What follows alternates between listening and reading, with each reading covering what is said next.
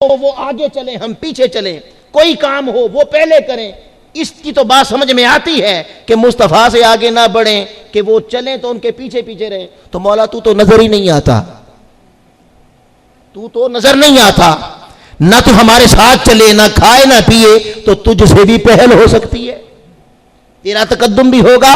اللہ پاک نے فرمایا ہاں، مصطفیٰ کا تقدم ہی خدا کا تقدم ہے۔ مصطفیٰ سے آگے بڑھے، خدا سے آگے بڑھے۔ اگر اللہ کی رضا چاہتے ہو تو مولا تجھے راضی کرنا ہے، کیا کریں؟ فرمایا واللہ ورسولہ احق ان یرضوہ، مجھے راضی کرنا ہے، مصطفیٰ کو راضی کرو، یہی میری رضا ہے۔ اب آ جائیں چومنے پہ، اب آ جائیں چومنے پہ۔ مولا چاہتے ہیں تجھے چومیں، چاہتے ہیں تجھے چومیں۔ فرمایا میں دیکھا نہیں جاتا، چومنے کی کہاں بات کرتے ہو، چوما بھی نہیں جاتا، تو مولا کیا کریں؟ فرمایا ہاں، میری ذات چونکہ وہ جلالی ہے، عظمت والی ہے، جلال والی ہے، نہ میں چوما جاتا ہوں نہ میرا نام چوما جاتا ہے، نہ میں چوما جاتا ہوں، جیسی ذات ویسا نام، جیسی ذات ویسا نام۔ پردہ اٹھا، طور جل کے راکھ ہو گیا، تجلی پھینکی، 40 سردار جل کے کوئلہ ہو گئے۔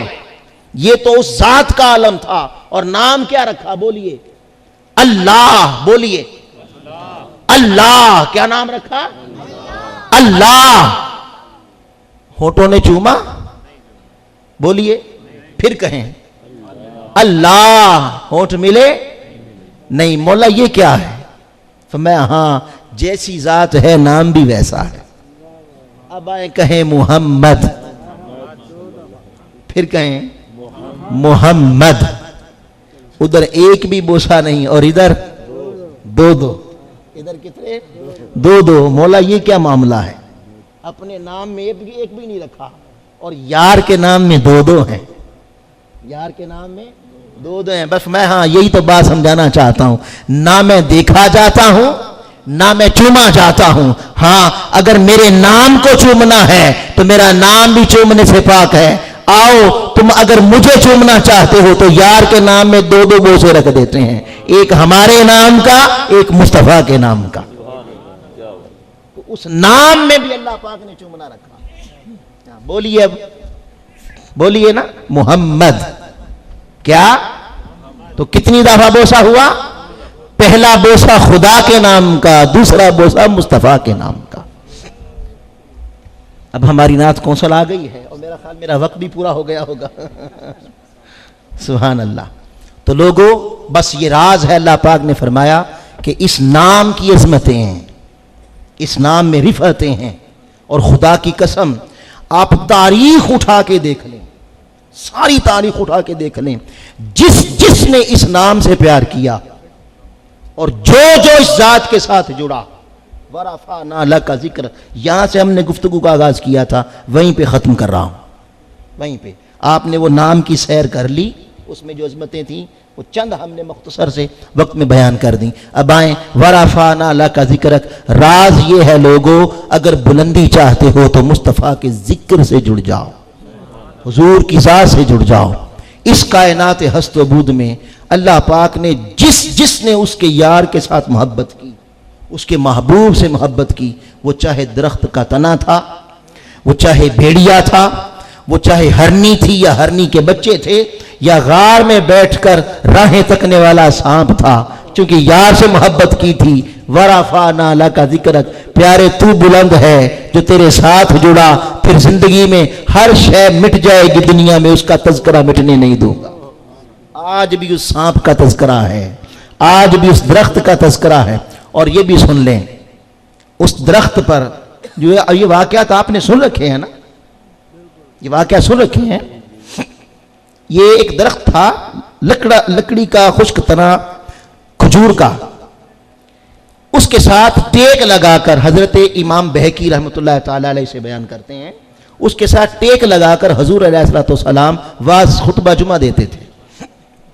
ایک بنو نجار کی غالباً ایک خاتون آئی ایک جمعے میں، اس نے دیکھا حضور کھڑے کھڑے جمعہ دیتے ہیں، جمعے کا خطاب کرتے ہیں۔ اب خشک تنا ہے تو کبھی اس کے ساتھ ٹیک لگا لیتے تھے، ستون تھا, ٹیک لگا لیتے, کبھی اس کے اوپر ہاتھ رکھ دیتے تھے. تو جب جمعہ کا خطبہ ختم ہوا, اس خاتون نے عرض کی, یا رسول اللہ صلی اللہ علیہ وآلہ وسلم, آپ کھڑے کھڑے تھک جاتے ہوں گے. تو تھک جاتے ہیں, میرا بیٹا لکڑی کا کام کرتا ہے, بڑا ہی ہے, اگر آپ اجازت دیں تو ممبر نہ بنا دو. حضور نے فرمایا ممبر بنا دو. اگلا جمعہ آیا تو ممبر بن گیا. اب حدیث پاک میں ہے, یوں سمجھ لیں کہ یہاں سے جتنی دور یہ کیمرے والا کھڑا ہے اتنی دور تنا ہے, اور پیچھے یوں ممبر رکھ دیا گیا, اتنی دور ممبر رکھ دیا گیا. حضور علیہ السلام سامنے سے تشریف لا رہے ہیں, ادھر سے اگلا جمعہ آ گیا. جب ادھر سے تشریف لائے تو اب وہ تنا بھی دیکھ رہا ہے. اب وہ تنا بھی یوں لگتا ہے جیسے جمعے کا انتظار کرتا رہتا تھا, انتظار کرتا رہتا تھا. صحابہ کہتے ہیں حضور تشریف لائے تب تک خاموش تھا. جب آپ آ رہے تھے گویا وہ دیکھ رہا تھا کہ ابھی آ کے میرے ساتھ کھڑے ہو جائیں گے, ابھی آ کے جسم کے ساتھ مس ہوں گا, کبھی شفقت کا ہاتھ رکھیں گے. وہ دیکھ رہا تھا. لیکن آقا علیہ الصلوۃ والسلام آتے آتے جب اس کے پاس سے گزر گئے, ممبر آگے پڑا تھا, گزر گئے. حضور علیہ السلام ممبر کی پہلی سیڑھی, دوسری سیڑھی, تیسری سیڑھی پر چڑھے. صحابہ کہتے ہیں جب گزر گئے تو ہم نے رونے کی آواز سنی. کوئی رونے لگا, سسکیاں بھرنے لگا. اب ہم ادھر ادھر دیکھنے لگے کہ یہ رو کون رہا.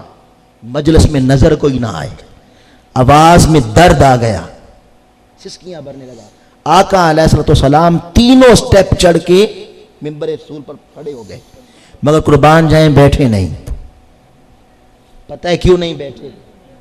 اس لیے لوگوں یاد رکھو, اگر سینے میں محبت ہو, عشق صادق ہو, سچا ہو, تو نوازنے ضرور آتے ہیں, نوازنے ضرور آتے ہیں. قربان جائیں آپ بیٹھے نہیں. اس درخت کی رونے کی آواز سنی. صحابہ کرام فرماتے ہیں ہم دیکھ رہے تھے کون ہے. آقا نیچے اترے, ممبر سے نیچے اترے اور آ کر اس درخت کے تنے پر شفقت بھرا ہاتھ رکھ دیا. جو ہی ہاتھ رکھا, صحابہ کہتے ہیں جیسے بچہ بھوک سے روئے اور وہ رو رہا ہوتا ہے, سسکیاں بھر رہا ہوتا ہے, اور ماں اسے ممتا بری شفقت سے اٹھا کے اپنی گود میں لے اور اپنا دودھ پلانا شروع کر دے, تو جیسے وہ روتا روتا چپ کر جاتا ہے, سسکیاں برتا برتا چپ کر جاتا ہے. کہتے ہیں خدا کی قسم ہم نے دیکھا جو ہی حضور نے ہاتھ رکھا وہ درخت سسکیاں بھرتا بھرتا چپ کر گیا, برتا برتا چپ کر گیا. اب جو میں بات بتانا چاہتا تھا, قیامت کے دن جنت میں دنیا کے درخت نہیں جائیں گے, دنیا کے درخت نہیں جائیں گے, مگر فرمایا ورفعنا لک ذکرک, پیارے تیرا ذکر بلند کر دیا ہے. اب جو تیری یاد میں رویا, جو تیری یاد میں رویا, جس کا دل تیرے لیے تڑپا اور جس کی آنکھ میں آنسو تیری محبت کا آیا, اے میرے پیارے میری جنت تو ہے ہی تیرے عاشقوں کے لیے, میری جنت تو ہے ہی تیرے عاشقوں کے لیے. یہ نہیں دیکھوں گا وہ انسان ہے, یہ نہیں دیکھوں گا وہ درخت ہے, یہ نہیں دیکھوں گا غار میں بیٹھ کر تیری راہیں تکنے والا سانپ ہی کیوں نہیں ہے. جو تیری محبت میں رویا, دنیا کا درخت بھی ہوگا تو جنت میں جگہ دوں گا, دنیا کا سانپ ہوگا تو جنت میں جگہ دوں گا. حضور نے فرمایا اس سانپ کو اللہ قیامت کے دن, جو حضور کی راہ تکا کرتا تھا درار چول میں بیٹھ کر, اللہ قیامت کے دن انسانوں کی طرح شکل دے گا اور حضور کی محبت کا صلہ جنت کا داخلہ دے گا, جنت کا داخلہ دے گا. یوں لگتا ہے جنت بنائی ہی حضور کے عاشقوں کے لیے گئی ہے, حضور کی محبت میں تڑپنے والوں کے لیے ہے. بس لوگوں اگر چاہتے ہو کہ جنت مل جائے تو آؤ حضور کی محبت, دل کو حضور کی محبت میں مچلنا سکھاؤ, آؤ دل کو حضور اللہ کے السلام کے لیے بچھانا سکھاؤ, آنکھوں کو حضور کے عشق میں رونا سکھاؤ. اگر وہ رب ایک خشک تنے کو جنت دے سکتا ہے, ایک جانور سانپ کو جنت دے سکتا ہے, تو تم تو محبوب کے ماننے والے انسان ہو, کیوں نہیں ملے گی. میں غلام حسین صاحب کا اور تحریک منہاج القرآن کے تمام سپاہیوں کا اور ساتھیوں کا اور تمام اہل مجلس کا شکریہ بھی ادا کرتا ہوں, اور آپ کو مبارکباد پیش کرتا ہوں کہ آپ بھی حضور علیہ السلام کے انہی تذکرہ گزاروں میں آج شمار ہیں۔ اللہ سے دعا ہے اللہ تعالی ہماری حاضری قبول فرمائے، اور ہمارے پاس اب محترم ظہیر بلالی صاحب ہمارے قائد کے منظور نظر، سبحان اللہ، قائد کے منظور نظر ہیں، اور حضور شیخ الاسلام ان کی نعت بہت ذوق سے سنا کرتے ہیں۔ میرا خیال ہے، مجھے یاد ہے کہ آپ نے خوش ہو کر اپنی ویسٹ کوٹ عطا کر دی تھی، جرسی اپنی عطا کی تھی۔